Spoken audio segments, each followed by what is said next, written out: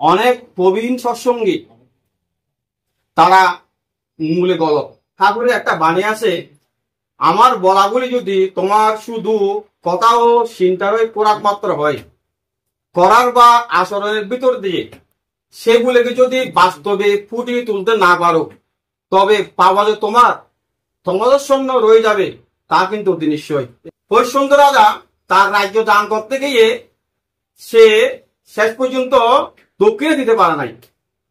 দক্ষিণে দিতে না পেরে তার দানগুলি পূর্ণ হয় নাই। তখন তাকে ওই সান্ডালের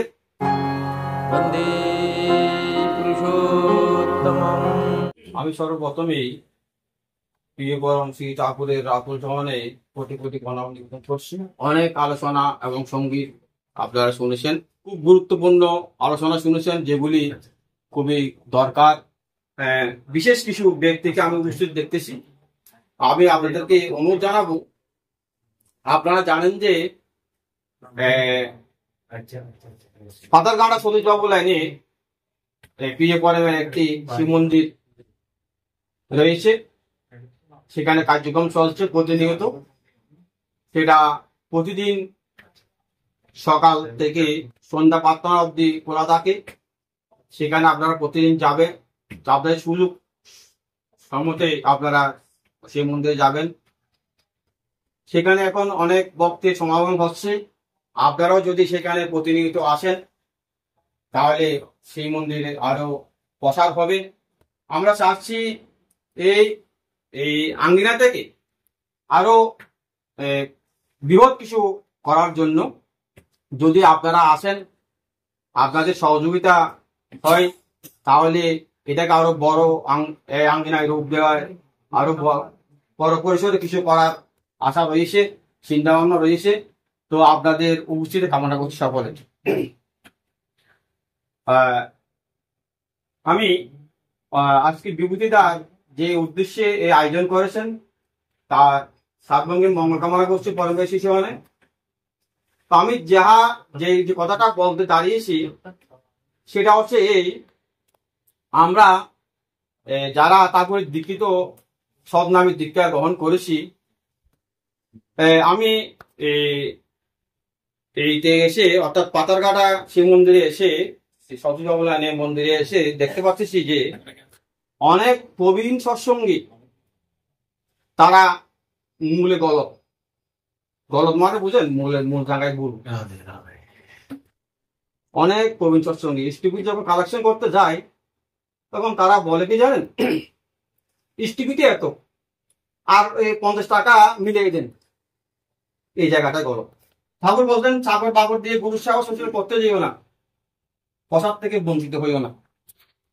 হ্যাঁ, আপনি যা দেবেন আপনার স্বস্ফুট হৃদয় থেকে আপনি দেবেন, আমাকে দিয়ে আমাকে ব্যবহার করবেন না।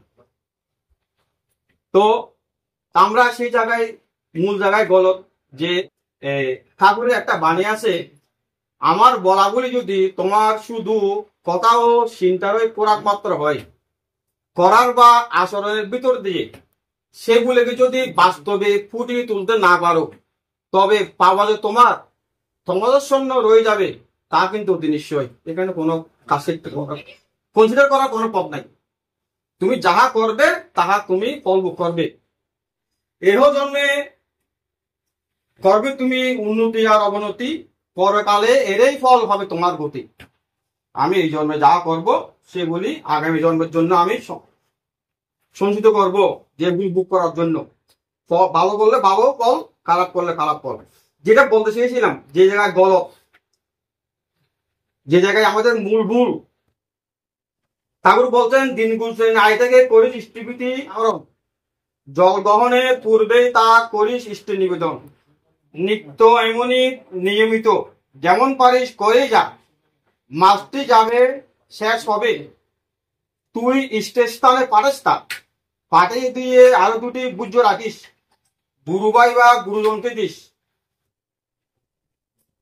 পাড়াপড়শির সেবার কাজে রাখিস, কিন্তু আরো কিছু উপযুক্ত আপদগ্রস্তে দিতে হবে যেটুকু পারো। এইসবগুলির আচরণে, ভালো করে শুনবেন, এইসবগুলির আচরণে ইষ্টবিধি নিখুঁত হয়। এই এ না করে ইষ্টবিধি জানিস কিন্তু পূর্ণ নয়। এ না করে ইষ্টবিধি জানিস কিন্তু পূর্ণ নয়। এই জিনিসগুলি যদি আমি না করি ইষ্টবিধি পূর্ণ নয়। তাহলে আমরা যারা ইষ্টবিধি করি, ঠাকুর বলছেন ইষ্টবিধি কখন করতে বলছেন? সূর্য ওঠার আগে। কিন্তু আমার মনে হয় না যারা বা এই ঋত্বিগত যে যাজক ষষ্ঠী এনে আছে এরা হয়তো অন্তত করে, আর করে বলে আমার মনে হয় না। দেখি আর কি, সাধারণত দেখি তাদের আচরণে দেখি তারা তাদের এই ওই যে সূর্য ওঠার আগে ইষ্টবিধি হয় না, তারা তাদের মতো করে উঠে করে ইষ্টবিধি করে। একটা গেল। তারপর বলছে ইষ্টবিধি দিতে গিয়ে তারপর বলছেন 30 দিন পাঠানোর জন্য তারা যথাসময় 30 দিন পাঠায় না, আবার পাঠাতে গিয়ে তারা বাড়তি পুজো দেয় না। এই যে পূর্ণ নয়, যে জায়গা মানে ইষ্টবিধি পূর্ণ হচ্ছে না। তারপর দেখা যায় যেমন মনে করেন যে আমরা সত্যযুগের দিকে যদি তাকাই, তাহলে হরিশ্চন্দ্র রাজা তার রাজ্য দান করতে গিয়ে সে শেষ পর্যন্ত দক্ষিণে দিতে পারে নাই। দক্ষিণে দিতে না পেরে তার দানগুলি পূর্ণ হয় নাই। তখন তাকে ওই সান্ডালের কি কাজ করে দক্ষিণে পূর্ণ করতে হয়েছিল। কিন্তু আমরা অনেকেই ইষ্টবিধি দেওয়ার সময় দক্ষিণে দিই না, কিন্তু ইষ্টবিধির কলামে লেখা আছে দক্ষিণা সংগঠনী কিসের দক্ষিণা? ইষ্টবিধির দক্ষিণা। আপনি যে ঠাকুরকে প্রতিনিয়ত ইষ্টবিধি নিবেদন করেছেন সেটার একটা দক্ষিণা রয়েছেন। ব্রাহ্মণ এখানে পুজো করেছে, ব্রাহ্মণের একটা দক্ষিণা রয়েছে। দক্ষিণা না দিলে পূর্ণ হয় না।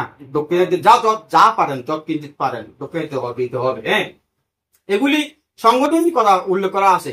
এইগুলি আমরা প্রতিনিয়ত করি না, বাড়তি পুজো দেওয়া হয় না। আমি মনে করি এই কথাগুলি প্রতিটি অধিবেশনে বলা দরকার। কিন্তু আমরা যথাযথ করতেছি, কি করতেছি? আমাকে ঠাকুর বলতে ইষ্টবিধি করার জন্য করতেছি, পাঠার জন্য পাঠাচ্ছি, বা একদিন আগে বেশি পাঠাচ্ছি।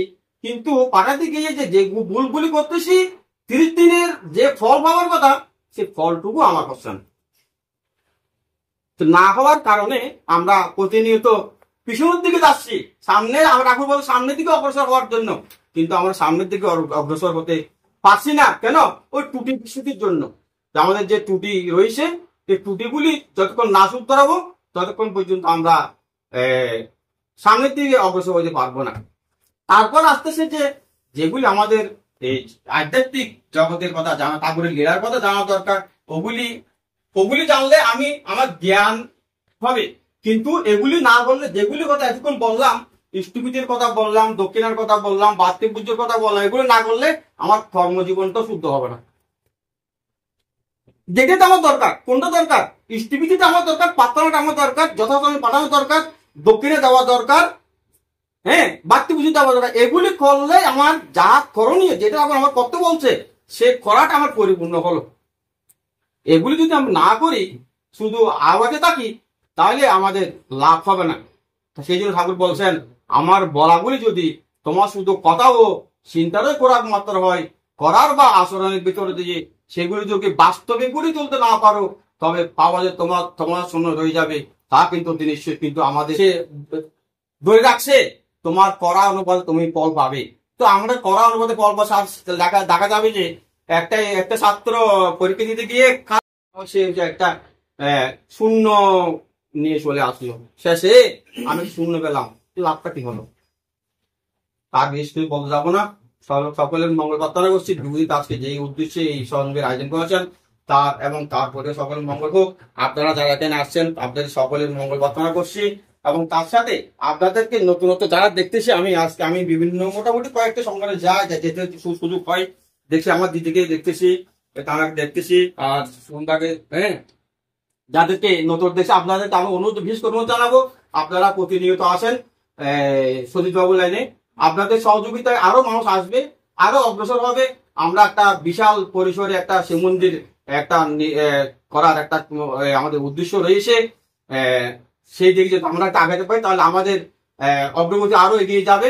সকলকে এই প্রার্থনা জানাই আমার বক্তব্য এখানে শেষ করছি। জয় গুরু।